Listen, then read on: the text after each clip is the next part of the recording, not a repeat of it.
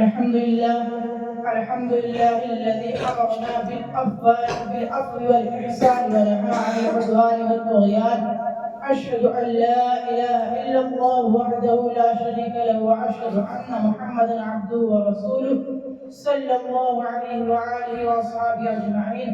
أما بعد فأعوذ بالله من الشيطان الرجيم. بسم الله الرحمن الرحيم. ادفع بالتي هي أحسن فانظر الذي بينك وبينه عداوة كأنه ولي حميم. قل يا أيها الناس أوصيكم وإياي الخطيئة بتقوى الله فإن هذا لكم في الدنيا والآخرة. صدق الله العظيم وصدق رسوله النبي الأمين المكين المبين الكريم ونحن على ذلك لمن الشاهدين والشاكرين والحمد لله رب العالمين. آئیے ہم سب مل کر سب سے پہلے غمت خضرا میں آرام فرمانے والے آقا و مولا جناب احمد مصطفیٰ محمد مصطفیٰ صلی اللہ علیہ وسلم کی بارگاہ میں حاجت و تحفہ پیش کریں. بڑے بابا سے بلند اللہم صلی علی سیدنا محمد السلام علیکم یا رسول اللہ صلی اللہ علیہ وسلم. آج کا موضوع دشمن کے ساتھ بھلائی ہے. یہ ایک ایسا موضوع ہے جو نہ صرف ہمارے دین اسلام کی عظمت کو اجاگر کرتا ہے بلکہ ہمیں انسانیت کے اعلیٰ ترین اقدار کی طرف رہنمائی فراہم کرتا ہے. دشمن کے ساتھ بھلائی یہ ایک مشکل عمل ہے لیکن یہ عمل اسلام نے ایک اعلیٰ اخلاقی معیار کی نمائندگی کرتا ہے. جب ہم اپنے دشمن کے ساتھ بھلائی کرنے کی بات کرتے ہیں تو دراصل ایک ایسے اخلاقی اصول کو اپنانے کی کوشش کرتے ہیں جو انسانیت، محبت اور انسانوں کے ساتھ حسن سلوک کی طرف ہماری رہنمائی کرتا ہے. اسلام میں دشمنی کا جواب دشمنی سے دینے کے بجائے بھلائی، معافی اور ہمدردی سے دینا سکھایا جاتا ہے جو ہمارے اخلاقی کردار کی عظمت کی عکاسی کرتا ہے. یہی ہمارا مذہبی پیغام بھی ہے.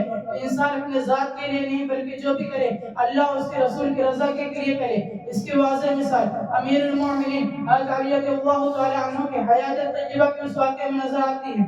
جنگ کے میدان میں قیافین کے ساتھ گھمسان کی لڑائی ہو رہی ہے.